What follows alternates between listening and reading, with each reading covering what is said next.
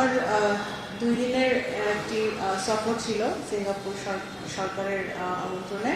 আপনারা জানেন যে সিঙ্গাপুরে আমাদের বাংলাদেশি 1.5 লাখ থেকে 2 লাখের মতো সিঙ্গাপুরে আমাদের বাংলাদেশি ভাইরা বিভিন্ন পর্যায়ে কাজ করছে, অনেকে ব্যবসা করছে।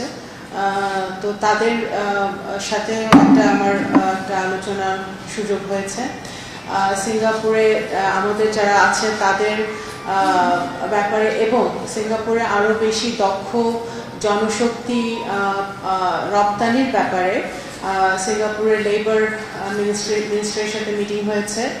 সিঙ্গাপুরের ফরেন মিনিস্টার এবং state minister for foreign affairs, যিনি ওনাদের হোম মিনিস্ট্রির দায়িত্বে আছেন, ওনাদের সাথে দ্বিপাক্ষিক বৈঠক হয়েছে, যেখানে আমাদের সিঙ্গাপুরের সাথে যে ট্রেডটা আছে সেই ট্রেড গ্যাপটা যেখানে আছে সেখানে হচ্ছে আমরা ওদের কাছ থেকে অনেক বেশি ইম্পোর্ট হয় এক্সপোর্টের চেয়ে। এক্সপোর্টটা কীভাবে আমরা বৃদ্ধি করতে পারি সেই বিষয়ে আলোচনা হয়েছে। সিঙ্গাপুর বাংলাদেশের সম্পর্ক আমাদের 1971 সাল থেকে অত্যন্ত জোরদার আছে এবং ভবিষ্যতে আরও বেশি কীভাবে গভীর করা যায় সেই ব্যাপারে আলোচনা হয়েছে। আমাদের ট্রেড ইনভেস্টমেন্ট বাড়ানোর ব্যাপারে আলোচনা হয়েছে। আপনারা জানেন যে অনেকদিন ধরে সিঙ্গাপুর সরকার আমাদের চিটাগং পোর্টে পে টার্মিনালের ব্যাপারে একটা তাদের প্রপোজাল আছে, সেটা নিয়ে ওনারা কথা বলেছেন। আমাদের একটা এনার্জি একটা প্রজেক্ট আমরা ভিজিট করেছি, যেখানে ওদের ওয়েস্ট টু এনার্জি, তারা ওয়েস্ট ম্যানেজমেন্ট করে কীভাবে তারা এনার্জি উৎপাদন করে, জ্বালানি উৎপাদন করে সেইটাও আমাদেরকে ওনারা দেখিয়েছেন।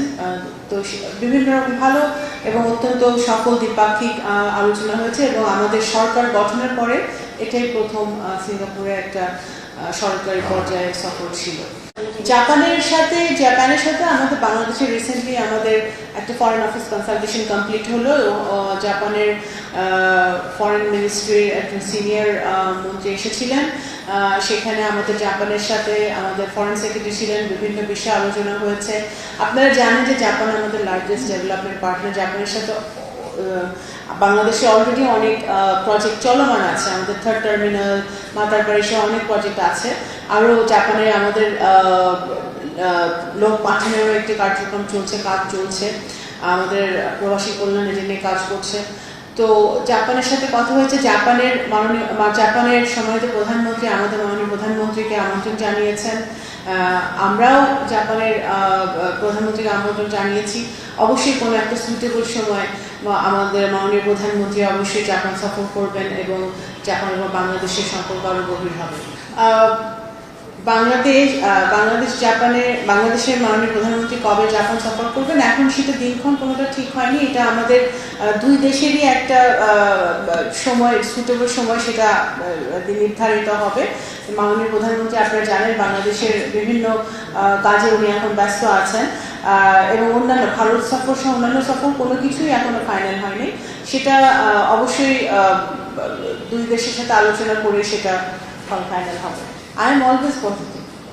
তো সম্ভাবনা তো সবসময় আছে, কিন্তু সেটা তো আমি আবারও বলছি যে দেখুন, এখন কিন্তু বাংলাদেশে আপনারা দেখতে পাচ্ছেন রাজনৈতিকভাবেও আমাদের একটা বাংলাদেশের রাষ্ট্রপতি নির্বাচন, আর সামনে আবার পার্লামেন্ট সেশন বসবে। সব কিছু নিয়েই আমরা বাংলাদেশের ইন্টারনালিও আমাদের অনেক কর্মসূচি আছে, যেগুলো কাজ চলছে, সাংবিধানিক অনেক কাজ কিন্তু সামনে আছে। তো সেই জায়গাটা থেকে সরকার ব্যস্ত আছে, মাননীয় প্রধানমন্ত্রী ব্যস্ত আছেন।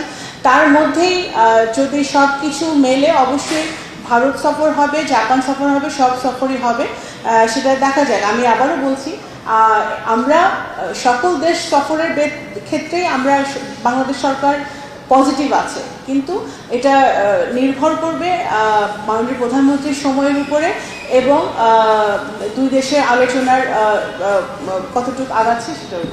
আমি বলি, যে কোনো সময় যখন দুই দেশের প্রধান কথা বলেন, দ্বিপাক্ষিক আলোচনা হয়, তখন অনেক সমস্যা সমাধানেরই সুযোগ থাকে। সেই সুযোগটা তো আছেই, রয়ে গেছে এবং ভারতের দিক থেকেও উচিত হবে সেই সুযোগের সদ্ব্যবহার করা। অবশ্যই এখন তো পররাষ্ট্র মন্ত্রণালয় সবচেয়ে প্রথম সাফল্য হচ্ছে আমাদের ইউএনজি এর প্রেসিডেন্সি আমরা অর্জন করেছি। আমরা জয়লাভ করেছি একটা এমন একটি দেশকে হারিয়ে, যে দেশ 10 বছর ধরে এই ক্যান্ডিডেসির জন্য লড়াই করছিল।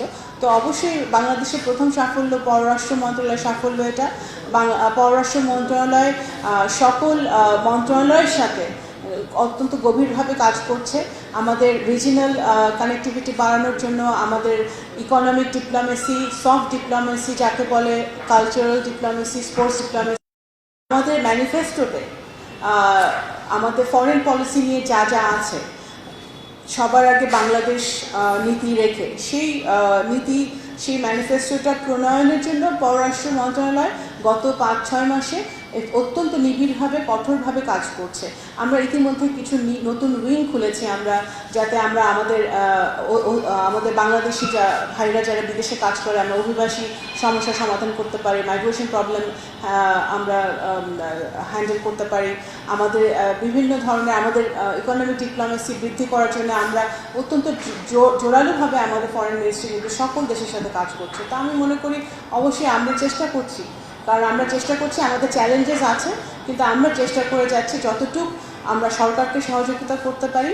আমরা আবারও মেরুদণ্ড সোজা করে, আমি প্রথম দিনে এই কথা বলেছিলাম, সোজা করে দাঁড়িয়ে আমাদের দেশের স্বার্থকে রক্ষা করে, দেশের স্বার্থকে সর্বাধিক প্রাধান্য দিয়ে সকল দেশের সাথে সম্পর্ক আরও কীভাবে জোরদার করা যায় সেই লক্ষ্যে পররাষ্ট্র মন্ত্রণালয় কাজ করে যাচ্ছে।